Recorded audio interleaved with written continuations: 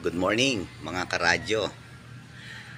Nandito tayo ulit sa aking ika-46 video. So, meron akong kaibigan na ang lugar niya is very elevated. Mga less than 1,000 feet naman above sea level ang kanyang bahay.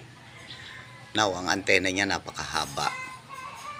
Single na napakahaba, na ang gain ay at least nasa mga 15.3 dBi. Ngayon, ang kinatatakot niya, hindi pa naman niya naranasan para dun sa antenang yon, na kung sakaling magkaroon ng malakas na bagyo, ano kaya ang mangyayari.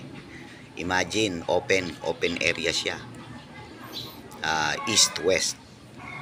Pagkatapos ang antena niya napakahaba. So, ang iniiwasan niya, naisip niya kasi na baka mamaya kahit matibay ito sa lakas ng bagyo, baka tumumba, baka bumagsak sa bubong, or ang pinaka ayaw niyang isang mangyari doon ay yung makadisgrasya siya ng iba na kapitbahay. So, kaya napag-isip niya, sabi niya, ano kayang gagawin ko? So ayun, nagkausap kami. So sabi naman natin na meron namang antena na maliit. Pero high gain din. Pero hindi kasing taas ng gain ng antena mo. Pero pwede na, imagine. Mataas yung lugar niya, open siya. Hindi naman halos 360 pero yung lahat ng mga contacts niya na mga amateurista nandun sa open area, line of sight, I mean. So nag-usap kami. Ang napagkaisahan namin sa pag-uusap namin, isinadjust ko sa kanya, so bakit hindi ka mag twin 4 na lang, kahit nasabihin na nating malaki yung rotator niya. So, sige, mag-twin 4 ka na lang. Kasi ang gain ng twin 4 is, ang isa ay 10.2. So, pagka ginawa mo siyang twin, magiging 13.2. So, kaya, ayun, yun na napagkaisahan namin. At, eto na siya ngayon. Tignan natin. Ayan, eto na siya ngayon, mga karadyo. Ayan. So, ito ay sa original ito, T-match siya, balance antenna, balance shorted antenna. Ang original nito mga karadyo ay 75 ohms yung balun. 75 ohms. Ang haba ay 24 inches. So, sa 24 inches, hindi natin alam kung gaano kahaba yung, kung ano yung velocity factor niya, no? So ngayon kinonvert ko na lang siya dahil hindi naman 0.66 ang velocity factor nung kung swan lang siguro ang nakalagay doon, ay gagayahin na lang natin. Pero since ibang klaseng coax siya at hindi 0.66 ang kanyang velocity factor, so kinonvert ko na lang siya ng ibang balon na ang gamit ko ay 50 ohms. So, ayan. So, ayan ang itsura niya ngayon, mga karadyo. Okay.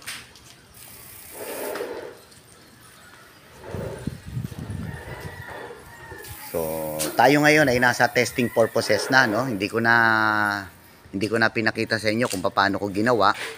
So, anyway, kanya-kanyang diskarte yan. Alam na ng mga amateurista yan. So, ang titignan na lang natin dito kung ano yung outcome nito. Ayan. And alam niyo naman, ginaya lang natin to mga karadyo. This is not my own formula dun sa sukat ng mga antena. Ang homebrew siya, pero ang talagang minodify ko na lang ay itong T matching system niya at saka itong balon. Okay? So, yan. Titignan natin ang 360. At para maikabit na to nung aking kaibigan. na nag-request. Actually, request to. Ayan. Okay, titingnan na natin na SWR ha, mga karadyo. So, ayan, ang height niya is nasa mga 6 feet. Ito lang, ganito lang ko mamamaximize yung open space ko, mga karadyo. Kaya, kapag nakita ninyo yung SWR, at yung iba pang mga, yung properties niya, magbabago pa yan. Either tatas ng konti, or lalong bababa pa. Pero tingnan ko kung may ibababa pa to. Ang center frequency niya is, siyempre hindi ko sasabihin kung anong frequency ginagamit nung karadyo ko. Pero ang center frequency nito ay nasa 146. So, magiging capable siya from 143 to 148 MHz. Okay. Ayan. Sige, tingnan natin. Yung aso ko. O, ayan yung coax sa mga karadyo. Ha? Hindi na ako makalayo eh. Yun. Oh, nakamedyas pa ako. Nakita nyo. So, eto na.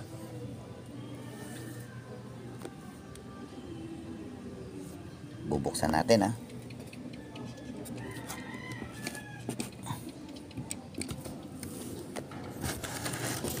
Okay. So, ayan. Nilagay ko siya sa 139 to 150 MHz.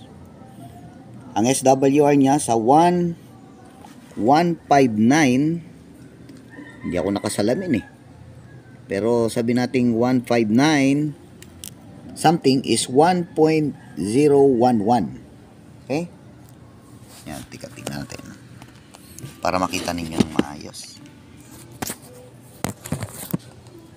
Kita nyo na ba mga karadyo? Ayan. Dapat, ano, dito tayo minsan nagtatagal, ano? Ayan. Okay. So, yan mga karadyo. So, yan ang kanyang SWR. 1.010. Ngayon, dyan sa ano ang kanyang return loss?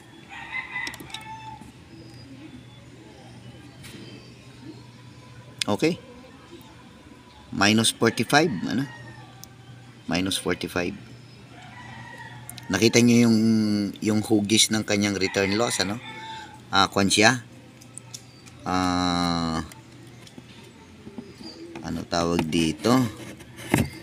Maganda yung itsura niya. Yan. As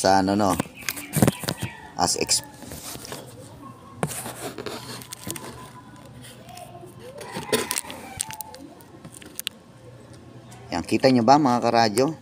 Wala, malabo na mata natin ha. Yan, okay. So, yan ang kanyang return loss.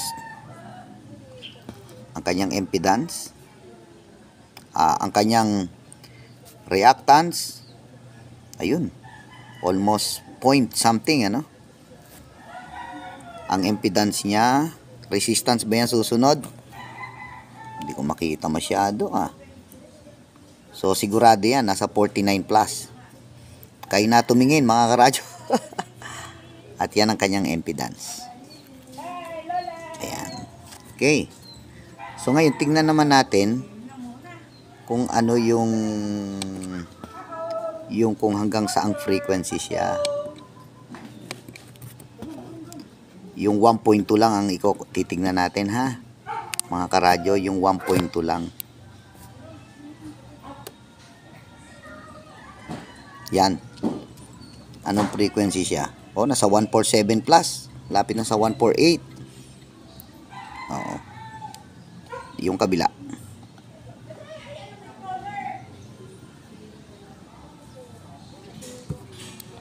Yun. Nasa 143. Di ba mga karadyo?